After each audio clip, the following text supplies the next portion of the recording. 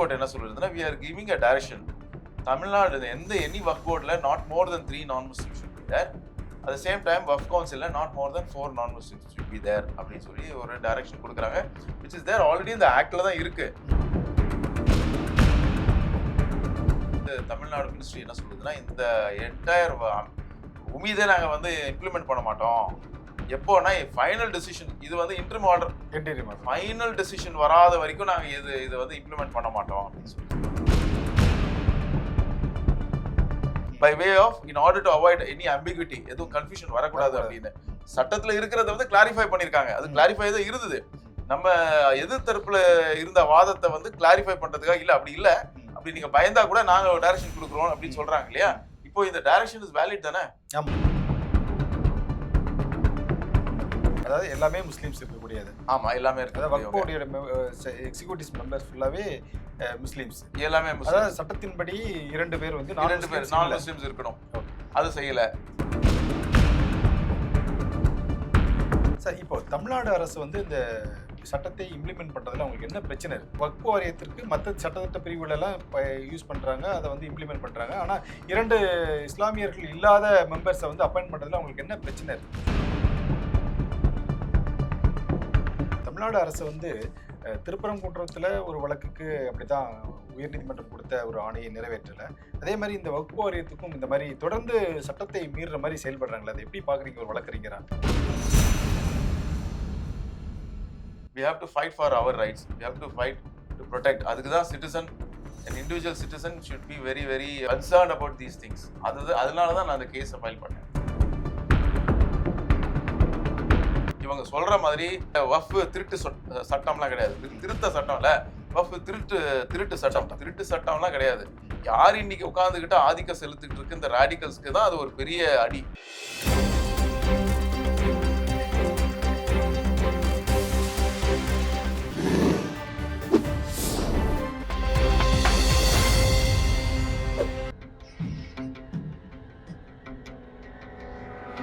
தமிழ் அலை நேயர்களுக்கு வணக்கம். இன்றைய சந்திப்பில் நம்மோடு இணைந்திருப்பவர் சென்னை உயர்நீதிமன்றத்தின் வழக்கறிஞர் திரு சௌகத் அலி அவர்கள். அவர்களை வரவேற்பதில் மகிழ்ச்சி. வணக்கம். வணக்கம் sir. Jai Hind sir. Thank you for having me. Sir, Tamil Nadu வக்ஃப் வாரியத்துடைய செயல்பாடுகளுக்கு இடைக்கால தடை விதித்திருக்கு சென்னை உயர்நீதிமன்றம். அந்த வழக்கை தொடர்ந்தவர் அப்படிங்கிற முறையில என்ன காரணத்துக்காக அந்த வழக்கை வந்து உயர்நீதிமன்றத்தில் தொடர்ந்தீங்க? எதற்காக இடைக்கால தடை வாங்கி வச்சிருக்கீங்க?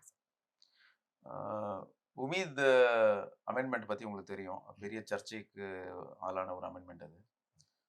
அந்த அமெண்ட்மெண்ட் படி செக்ஷன் 14 முதல்ல அதை அமெண்ட் பண்ணியிருக்காங்க. அதில் வந்து 2 நான் முஸ்லிம்ஸ் இருக்கணும் வக்ஃப் போர்டில். வக்ஃப் போர்டோட மெம்பர்ஸ் 2 நான் முஸ்லிம்ஸ் இருக்கணும்.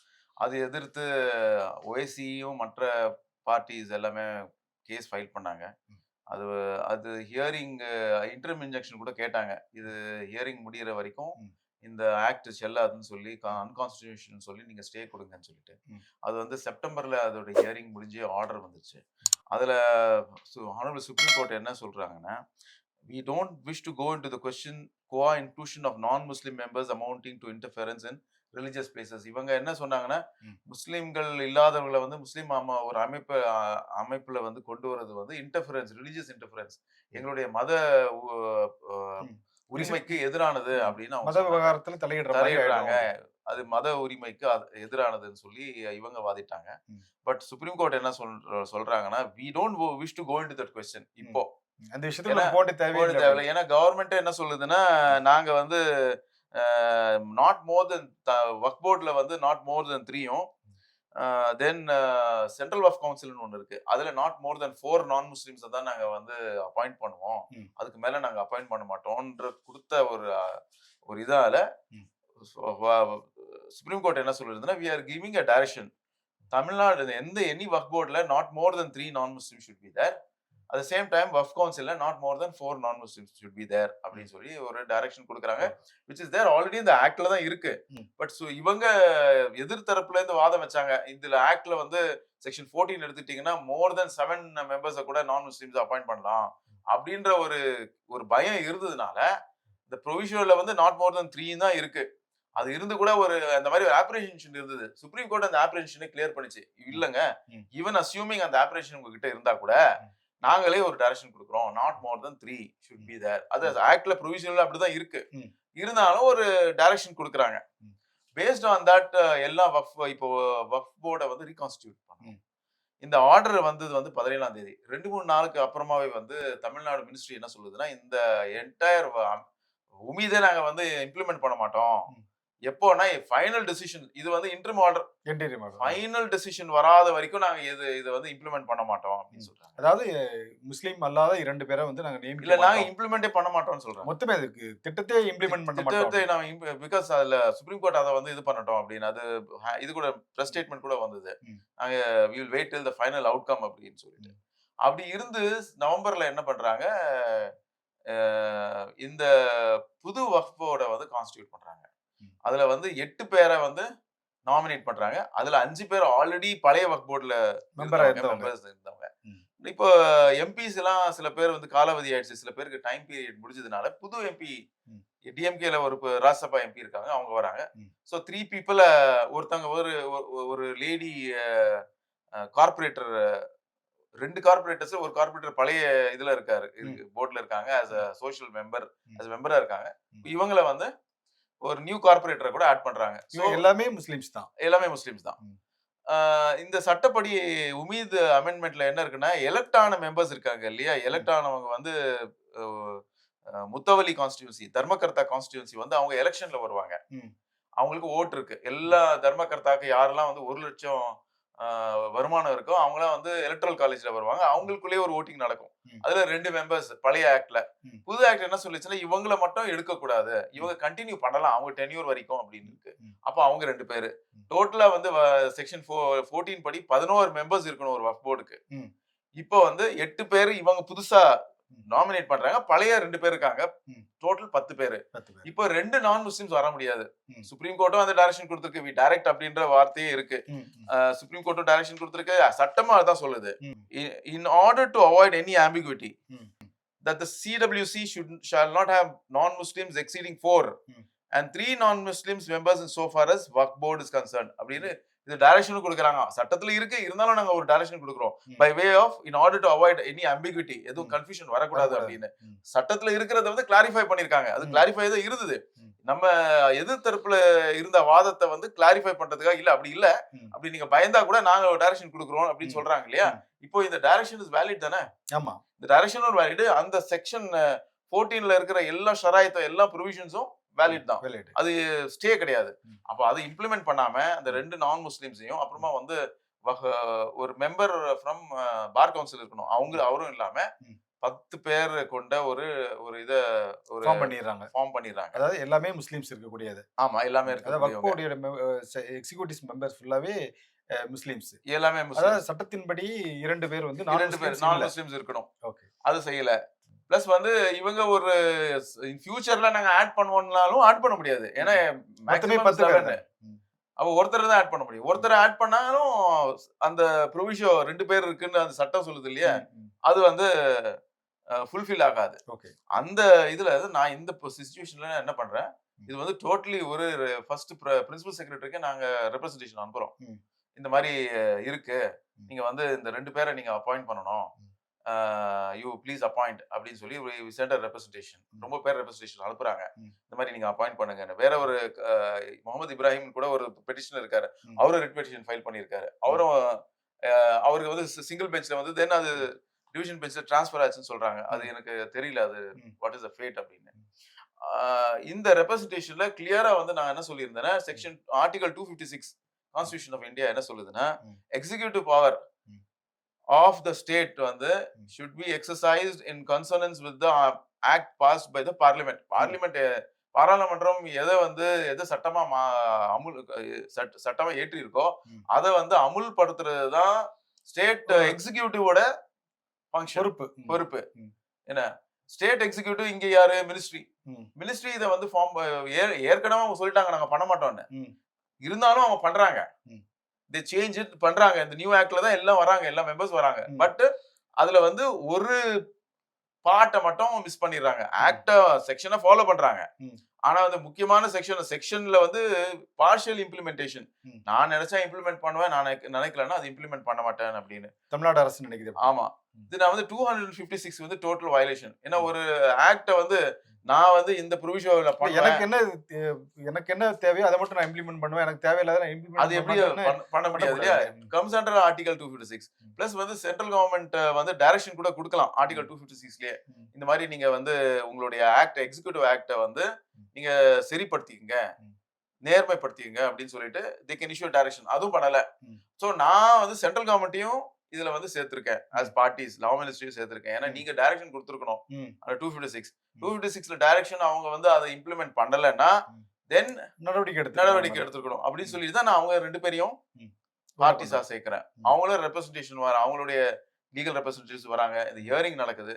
ஹியரிங் நடக்கும்போதே honourable justice division first bench என்ன சொல்றாங்கன்னா, இதுல வந்து பிரைமா ஃபேசி ஒரு தவறு இருக்கு. The constitution of the board as exists today, prima facie is not in accordance with the provisions of law. சட்டத்திற்கு உடன்பட்டு இந்த execution action constitution of the Waqf board இல்லை அப்படின்னு சொல்லி தீர்மானிக்கிறாங்க. The board cannot be allowed to exercise any powers and functions. Board is hereby restrained from exercising any powers and functions. இடைக்கால தடை. நீங்க வந்து எந்த ஒரு ஃபைஸ்லாவோ எந்த ஒரு ஆக்ஷனும் நீங்க செய்யக்கூடாது, எந்த ஒரு தீர்மானமும் நீங்க நிறைவேற்றக்கூடாது அப்படின்னு சொல்லிட்டு போர்டு இஸ் இன் ரெஸ்ட்ரெயின், இடைக்கால தடை கொடுத்துடுறாங்க. தென் அதுக்கப்புறமா 19(1)க்கு வந்து 19 அடுத்து வாரியத்துக்கு தமிழ்நாடு வக்ஃப் போர்டு வாரியத்துக்கு இடைக்கால தடை. ஏன்னா பிரைமா ஃபேசி வந்து நீங்க இது வந்து கான்ஸ்டிடியூஷன் சரியில்லை, இது வந்து பண்ணது வந்து violation of law, is not in accordance with provisions of law அப்படின்னு சொல்லிட்டாங்க. செக்ஷன் 14 என்ன சொல்லுதோ, சுப்ரீம் கோர்ட் என்ன சொல்லுதோ அதுக்கு எதிரா இது இருக்கு, இந்த கான்ஸ்டிடியூஷனே இருக்கு அப்படின்னு சொல்லிட்டு அது ஸ்டே பண்ணிருக்காங்க. Okay sir. சார், இப்போ தமிழ்நாடு அரசு வந்து இந்த சட்டத்தை இம்ப்ளிமெண்ட் பண்றதுல உங்களுக்கு என்ன பிரச்சனை இருக்கு? வக்ஃப் வாரியத்திற்கு மற்ற சட்டத்திட்ட பிரிவுகள் எல்லாம் யூஸ் பண்றாங்க, அதை வந்து இம்ப்ளிமெண்ட் பண்றாங்க. ஆனா 2 இஸ்லாமியர்கள் இல்லாத மெம்பர்ஸை வந்து அப்பாயிண்ட் பண்றதுல உங்களுக்கு என்ன பிரச்சனை இருக்கு? அது அந்த பிரச்சனையை அவங்க என்ன சொல்லியிருக்காங்கன்னா, இந்த ஆனர் ஹைகோர்ட்ல என்ன சொல்லியிருக்காங்கன்னா, நாங்க ஆல்ரெடி 2 பேர் இருக்காங்க, 2 எலெக்டட் முத்தவலிஸ், அவங்கள நாங்க ரிமூவ் பண்ண முடியாது, அவங்கள நாங்க வந்து பண்ணோம், அதனால வந்து we cannot bring in non muslims அப்படின்னு அவங்க சொல்றாங்க. அது அந்த வாதம், அந்த வாதத்தை வந்து ஹைகோர்ட் ஏத்துக்கல. நீங்க பாத்தீங்கன்னா பேராகிராஃப் 4, 5ல அதுதான் இருக்கும். தென் அது பேராகிராஃப் 6ல தான் கவர்மெண்ட் சுப்ரீம் ஹைகோர்ட் என்ன பண்ணுது, அது என்டையர் அந்த செக்ஷனே வந்து எக்ஸ்ட்ராக்ட் பண்ணி அப்புறமா supreme court, honourable supreme court ஏன் ஸ்டே கொடுக்காததுக்கு காரணம் என்ன, அந்த பேராகிராஃப் 183, 184 இந்த ஜட்மெண்ட்ல போட்டுட்டு அப்புறமா என்ன சொல்றாங்கன்னா, இல்ல இந்த காரணங்களால வந்து நம்ம இந்த காரணங்களை ஏத்துக்க முடியாது, நீங்க வந்து நான் முஸ்லிம்ஸை எப்படியும் அப்பாயிண்ட் பண்ணி தான் ஆகணும், அதுதான் சட்டம் சொல்லுது அப்படின்னு சொல்லிட்டு இடைக்கால தடை கொடுத்துட்டாங்க. சரி சார். இப்போ மற்ற மாநிலங்கள் எல்லாமே வந்து இதை இம்ப்ளிமெண்ட் பண்ணியிருப்பாங்க, அவங்களுக்கு இந்த பிரச்சனை ஏற்பட்டிருக்காது இல்லையா?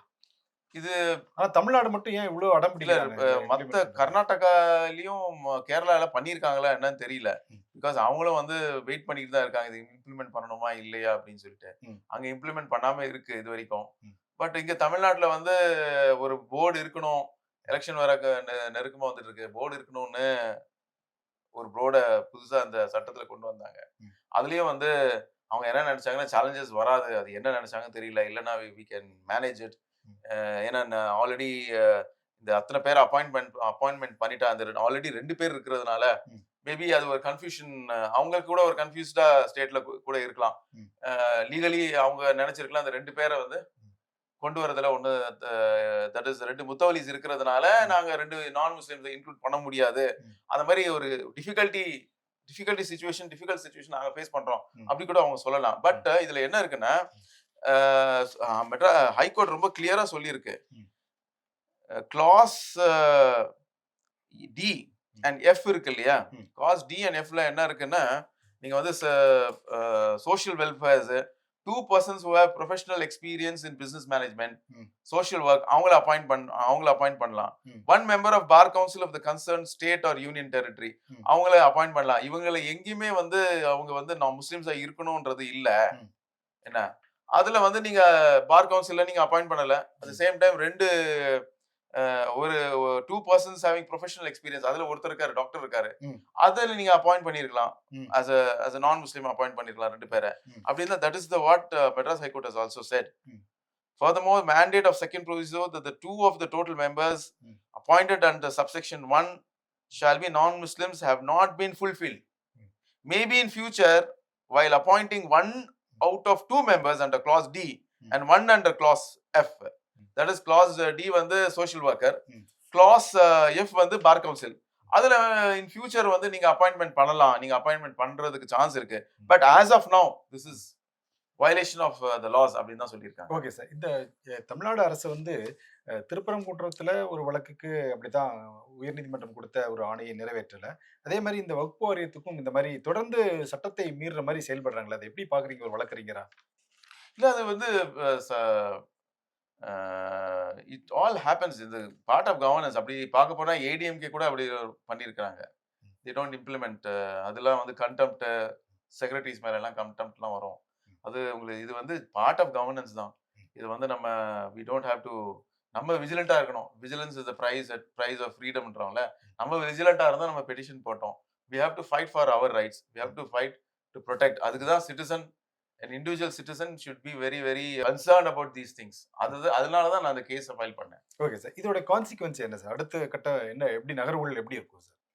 இப்போ இடைக்கால தடை கொடுத்துருக்காங்க. இப்போ தமிழ்நாடு வக்ஃப் வாரியம் வந்து செயல்பட முடியாது. இப்போ இந்த இடைக்கால தடை இருக்கிற வரைக்கும் அடுத்த கட்டங்கள் என்ன மாதிரி போகும் சார்? அடுத்த கட்டங்கள் 19ஆம் தேதி நெக்ஸ்ட் இயரிங் இருக்கு. அதுல அவங்க 2 நான் முஸ்லிம்ஸ் அப்பாயிண்ட் பண்றாங்களான்னு பார்ப்போம். அப்படி அப்பாயின்மெண்ட், ஏன்னா ஆல்ரெடி பிரைமா ஃபேசின்னு சொல்லியாச்சு. பிரைமா ஃபேசி கோர்ட்டே சொன்னதுக்கு அப்புறமா வந்து இது பிரைமா ஃபேசி இது வயலேஷன் கிடையாதுன்னு யாராலையும் சொல்ல முடியாது. சுப்ரீம் கோர்ட் அதான் சொல்லியிருக்கு, சட்டமும் அதான் சொல்லுது. அதனால வந்து புதுசா எதுவும் எக்ஸ்கியூசஸ் நோ சான்ஸ். ஏன்னா 19ஆம் தேதி இது வந்து 2 நான் முஸ்லிம்ஸ் வரப்போறாங்களா இல்லையா பொறுத்தது தான் இருக்கு. ஓகே. வந்துட்டாங்கன்னா இந்த ப்ராப்ளம் வராது. சரி சார். நம்ம சார் மத்திய அரசு கொண்டு வந்த இந்த சட்டத்தை வந்து எந்த அளவுக்கு வகுப்பு வாரியத்தை வந்து வக்ஃபோட வந்து சேஃப்டி பண்ணுது, இல்ல அது எப்படி நீங்க பாக்குறீங்க சார் புது சட்டத்தை? புது சட்டத்தை நேஷனல் செக்யூரிட்டிக்கு தேவையான ஒரு சட்டம் தான். ஏன்னா 1954ல தான் ஃபர்ஸ்ட் வக்ஃப் ஆக்ட் வருது. அதை வந்து ஜமாத்துல் உலமாவோட வெப்சைட்ல போனீங்கன்னா இதை கொண்டு வந்தது நாங்க தான் அப்படின்னு. ஜமாத்துல் உலமான்றது வந்து இட்ஸ் தியோபந்தி, முழுக்க முழுக்க தியோபந்தி ஆர்கனைசேஷன். இது வந்து தர்கா சம்பிரதாயங்கள் எல்லாம் அவங்களாம் ஏத்துக்கிறது கிடையாது. பெரும்பாலான வக்ஃப் சொத்துக்கள் எல்லாமே வந்து தர்காஸ்க்கு தான். ரொம்ப கம்மி தான் வந்து மற்றவங்களோட ப்ராப்பர்ட்டிஸ் இருக்கு. மோஸ்ட்லி தர்கா ப்ராப்பர்ட்டிஸ் இருக்கிறதுனால இந்த தியோபந்திஸ் என்ன பண்ணாங்க, 1954ல அவங்க காங்கிரஸ்க்கு ரொம்ப நெருக்கமா இருந்ததுனால அந்த சட்டத்துல ஒரு ஒரு ஒரு ஒரு ஒரு கண்டிஷன் ஒன்று கொண்டு வந்தாங்க. முஸ்லீம் எக்ஸ்பர்ட்ஸ் கூட இதுல மெம்பரா இருக்கணும், to advise a board on Islamic law. அது வந்து இவங்களோட ஆர்கனைசேஷன்ல மெம்பரா இருந்தாதான் நீங்க வந்து மெம்பர் ஆக முடியும் அப்படின்னு ஒரு ஒரு ஒரு ஷரத் ஒன்று வச்சிருந்தாங்க. அதனால இவங்க என்ன பண்ணாங்கன்னா டோட்டலா இவங்களோட ஆளுங்க தான், சப்போர்ட்டர்ஸ் தான் வந்து மெம்பர்ஸ், டோட்டலா மெம்பர்ஸே வந்தாங்க. இவங்க பண்ணதெல்லாம் என்னன்னா தர்காவோட ப்ராப்பர்ட்டிஸை டேக் ஓவர் பண்ணாங்க. ஃபார் இன்ஸ்டன்ஸ் இந்த தப்லீக் ஜமாத்தோட மர்கஸ் இருக்கு இல்லையா, நீங்க கேள்விப்பட்டிருப்பீங்க, டெல்லியில மர்கஸ். அதே வந்து நிசாமுத்தீன் தர்காவோட லேண்ட் தான் அது. ஸோ அந்த மாதிரி பிரைம் லேண்ட்ஸ் எல்லாம் இவங்க டேக் ஓவர் பண்ணிட்டாங்க. இது 1954ல இந்த ஆக்ட ஃபாலோ பண்ணி தான் ஜெனரல் அய்யூப் என்ன பண்றாரு, வெஸ்ட் பாகிஸ்தான் ஆர்டினன்ஸ், வக்ஃப் ஆர்டினன்ஸ் கொண்டு வந்து இதே மாதிரி அங்கேயும் வந்து சூஃபிஸ் கிட்ட தான் இந்த தர்கா அவங்ககிட்ட தான் அதிகமா வக்ஃப்ஸ்லாம் இருந்தது. அதெல்லாம் டேக் ஓவர் பண்ணணும், ஏன்னா சூஃபிஸ் வந்து பாகிஸ்தானோட கல்ச்சருக்கு ஒத்து வராது அப்படின்னு இக்பாலோடைய இந்த சர் முகமது இக்பால்னு ஒரு போயட் இருந்தார் இல்லையா, அவருடைய மகன், அவங்க எல்லாமே ரேடிக்கல் தாட்ல இருந்தாங்க. அவருடைய மகன் அவர் தான் ஒரு ஐடியா கொடுத்தாரு, நீங்க இந்தியாவில் ஒரு ஆக்ட் கொண்டு வந்திருக்காங்க, டோட்டலா வந்து இவங்களை க்ளோஸ் பண்ணணும்னா நீங்க வந்து டோட்டல் தர்கா கல்ச்சர் க்ளோஸ் பண்ணணும்னா இந்தியாவில் இருக்கிற ஆக்ட் மாதிரி கொண்டு வந்து தியோபந்திஸ் கிட்ட இதை வந்து ஹேண்ட் ஓவர் பண்ணிடுங்க இந்த தர்கா ப்ராப்பர்ட்டிஸை. இது இவர் இதே மாதிரி தான் பண்ணாரு. அங்கேயும் வந்து ரேடிகலைசேஷன் 1979ல பெரிய அளவில் வந்ததுல ஜியா வந்த பிறகு என்ன ஆகுதுன்னா, இந்த ப்ராப்பர்ட்டிஸ் ஆல்ரெடி தியோபந்திஸ் கண்ட்ரோல்ல இருந்தது பாருங்க, இந்த ஆப்கானிஸ்தான் ஒட்டி இருந்த தியோபந்தி கண்ட்ரோல்ல இருந்ததுனால இந்த ப்ராப்பர்ட்டிஸ் தான் வந்து இதுல இருக்கிற ரெவென்யூஸ் தான் வந்து ஜிஹாத்க்கு யூஸ் பண்ணப்பட்டது அகைன்ஸ்ட் ஆப்கானிஸ்தான் கவர்மெண்ட். இது 1988ல இந்த சோவியத் விட்ராலுக்கு அப்புறமா இந்த ஜிஹாதிஸ் எல்லாம் இந்தியாவுக்கு திரும்புறாங்க. இந்தியாவில ஒரு பெரிய கலவரம் நடக்குது. உங்களுக்கு தெரியும் K2K எல்லாம் என்ன நடந்தது, பாம் பிளாஸ்ட், இதெல்லாம் காஷ்மீரி டெரர் குரூப்ஸ் எல்லாம் என்ன பண்ணாங்கன்னு. அந்த நேரத்துல செக்யூரிட்டி செட்டப் அஜய் சாஹினி கமிட்டி ஒரு பெரிய எக்ஸ்பர்ட், அவர் வந்து ஸ்டடி பண்றாரு இதெல்லாம் வந்து. ஏன்னா ரொம்ப இடத்துல வந்து இந்த குரூப்ஸ்லாம் வந்து இந்த தஞ்சம் புகுகிற இடம்லாம் இந்த மாதிரி இடம் இருந்தது, வேற கண்ட்ரோல் ஆஃப் வஃப்ஸ் இருந்ததுனால அஜய் சஹானி என்ன பண்றாரு, ஹி கிவ்ஸ் அ ஒப்பீனியன். இந்த மாதிரி இவங்கள வந்து ஃபர்ஸ்ட் தியோபந்திஸ வந்து ராடிகல்ஸ வந்து இந்த வஃப்ல இருந்து எடுக்கணும்னா இந்த கிளாஸ முதல்ல எடுத்துறணும். அதனால 1995ல புது சட்டம் வருது. பழைய சட்டம் அமெண்ட்மென்ட் கிடையாது. புது சட்டத்துல இந்த ஒரு கண்டிஷன் இருந்தது இல்லையா? இவங்க தியோபந்தி ஜமாத்ல இவங்க மெம்பரா இருக்கணும்னு அது எடுத்துடுறாங்க. பட் இந்த 1995ல புது சட்டம் வந்த பிறகு கூட இன்னைக்கு கூட அவங்க கண்ட்ரோல்ல தான், ராடிகல்ஸ் கண்ட்ரோல்ல தான் அந்த தர்கா ப்ராப்பர்ட்டீஸ் எல்லாமே இருக்கு. இது பெஸ்ட் எக்ஸாம்பிள் என்னன்னா, இப்போ 29th டிசம்பர் 2025க்கு தர்கா கமிட்டி, தமிழ்நாடு தர்கா பேரவை வந்து ஒரு கம்ப்ளைண்ட் குடுக்குறாங்க. அந்த கம்ப்ளைண்ட்ல என்ன இருக்குன்னா, சென்னைய பொறுத்த வரைக்கும் 4 முக்கியமான வஃப்ஸ் taken over by radicals with support of வக்ஃப் போர்ட். அதுல லெட்டர்லயே இருக்கு, பிரின்சிபல் செக்ரட்டரிக்கே கொடுத்திருக்காங்க. அதே மாதிரி இன்னொரு முக்கியமான வஃப், வெரி ஆர்டீரியல், சென்னையில ஒரு முக்கியமான வஃப். அந்த வஃப்ல என்ன பண்றாங்கன்னா, முதல்ல வந்து சூஃபிஸ் தான் வந்து பாடம் சொல்லிட்டு இருந்தாங்க. தட் இஸ் குர்ஆன் விளக்க உரைன்னு சொல்லுவோம் இல்லையா, அதெல்லாம் கொடுத்துட்டு இருந்தாங்க. அவங்க எல்லாம் எடுத்துட்டு இப்ப ராடிகல்ஸ் வந்துட்டாங்க. இப்ப அதோட நிலைமை என்ன ஆகும் பாருங்க. இப்ப அந்த ராடிகல்ஸ் வந்துட்டு என்ன சொல்றாங்கன்னா, நீங்க வந்து இந்த ஃபாத்தியா பண்றது, அது பண்றது, அதெல்லாம் வந்து கூடாது, அது பண்றவங்க எல்லாம் outside the fold of Islam அப்படின்னு இப்போ ஓப்பனாவே ராடிகல் ஐடியாஸ் வந்துட்டு இருக்கு. இன்னொரு இது எக்ஸாம்பிள் நான் சொல்லணும்னா, 2023 24 நினைக்கிறேன், டிசம்பர் 6க்கு வந்து தமிழ்நாடு வக்ஃப் போர்டு கண்ட்ரோல்ல இருக்கக்கூடிய ஒரு வஃப் வந்து டிசம்பர் 6 போராட்டத்துக்கு வஹாதத் இஸ்லாம் என்ற ஒரு குரூப்புக்கு கொடுக்குறாங்க. இந்த வஹாதத் இஸ்லாம் யாருன்னா, சிமியை பேன் பண்றதுக்கு காரணமே வந்து WEI தான்.